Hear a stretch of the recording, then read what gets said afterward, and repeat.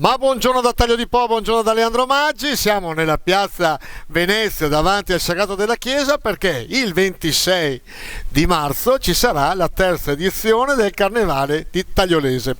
Siamo tra i protagonisti di questa kermesse straordinaria, Daniele, Federica e Gianna. Da dove nasce quest'idea? Adesso stanno scorrendo tra l'altro le immagini di questo straordinario carnevale che io da tagliolese provo a lanciare. È il più bel carnevale del Basso Polesine. Un attimo di spirito campanilista, ma ci sta tutto. Un pochino. No, ma è vero, è vero. Da dove nasce Federica? Ma guarda, in effetti siamo alla terza edizione e non ne avevamo mai parlato, ma è nato casualmente. Guarda, un inizio inverno del 2018, seduti a prendere il caffè da Gianna, Daniele dice: perché non proviamo a riportare i carri allegorici a Taglio di Po? Al momento sembrava una bomba, perché insomma sappiamo tutti benissimo quanti anni eravamo rimasti senza questo tipo di spettacolo, di intrattenimento. All'inizio sembrava impossibile, poi è diventata una realtà. Con il lavoro, non da poco, Daniele per primo si è impegnato a creare tutta una rete di carristi, che direi che è uno dei lavori più importanti e più sostanziosi dell'organizzazione del Carnevale, e tutt'oggi questa rete si è non solo consolidata, ma addirittura è aumentata, e ci raccontava prima che si aggiungono continuamente degli aspiranti partecipanti alla nostra parata, e questo ci inorgoglisce.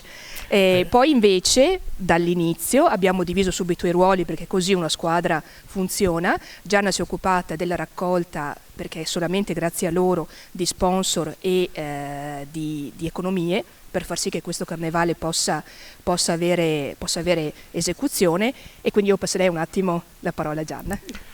Grazie, ecco, faccio un inciso. Gianna è quella che riesce a raccogliere le attività produttive e a far sì che in un momento anche di difficoltà diano una mano e portino un pochino di economie importanti. Come hai fatto, Gianna?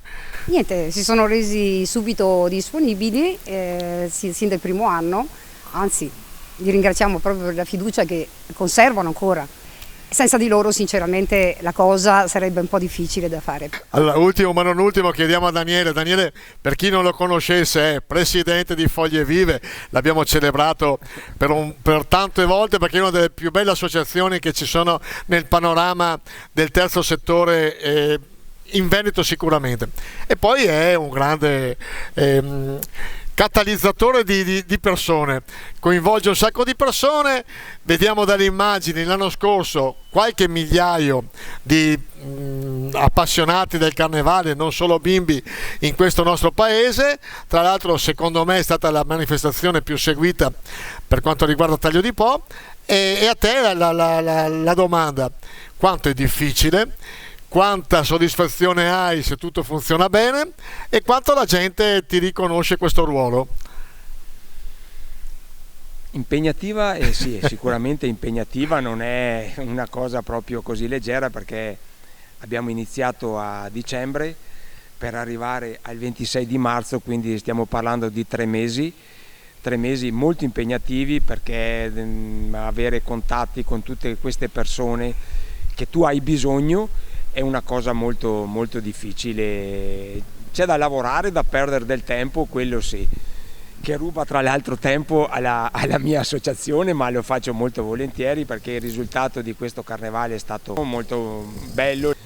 Tant'è vero che ci tengo a ringraziare tendo a ringraziare innanzitutto il CICS, dopodiché ringrazio il Comune in primis e la Proloco per averci dato la possibilità di collaborare assieme in questo carnevale. Ecco, ultima domanda: quanti carri ci saranno? Poi tra l'altro ogni anno avete un fil rouge, c'è qualcosa che contraddistingue. L'anno scorso era la venezianità, quest'anno quanti carri e cosa sarà il fil rouge? Allora, quest'anno il fil rouge sarà il Brasile, un carnevale brasiliano. Avremo con brasiliane? Con le brasiliane. Sveliamo subito qualcosa. Abbiamo le brasiliane. E abbiamo 10 carri, che 10 bei carri, sì. E tra l'altro il primo, il secondo e il terzo piazzati al Carnevale di Jesolo, quindi un carnevale importantissimo dove c'è una partecipazione di 80.000 persone, e avere questi 3 carri a noi ci inorgoglisce, quindi un motivo in più per venire a Taglio di Po a vedere il nostro carnevale, ecco. Ecco, abbiamo già spoilerato troppo, ho già detto delle brasiliane che forse devo tagliarlo o lo lascio?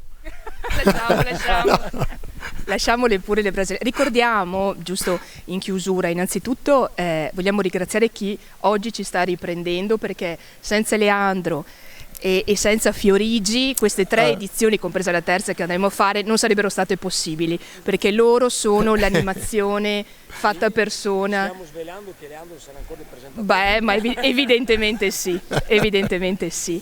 In più, velocemente, il programma, perché sapete che non si esaurisce tutto il 26, che è la giornata della parata, ma il primo evento, grande evento, sarà domenica 19 con il Carnevale dei Bambini, organizzato dalla Proloco qui in piazza. Grandissima festa, veglionissimo di Carnevale, sabato 25, e trovate tutte le informazioni sulla pagina e sul sito del Carnevale Tagliolese, e si finisce in bellezza il 26 con la parata nel pomeriggio. Vi aspettiamo. Un ultimo ringraziamento, se posso. Vai Gianna. All'Aliper, che ci ha dato anche la possibilità di occupare temporaneamente per la vendita dei blocchetti i loro ambienti, e inoltre anche le persone che comunque mi hanno aiutato nella vendita dei blocchetti, sono la Michela, la Paola, Mirko e la Silvia. E niente, questi sono tutti i miei ringraziamenti. Quindi grande lavoro di squadra, Taglio di Po sempre più brava, perché sono tagliolese, e niente, e bravi a voi 3 e tutti i vostri collaboratori.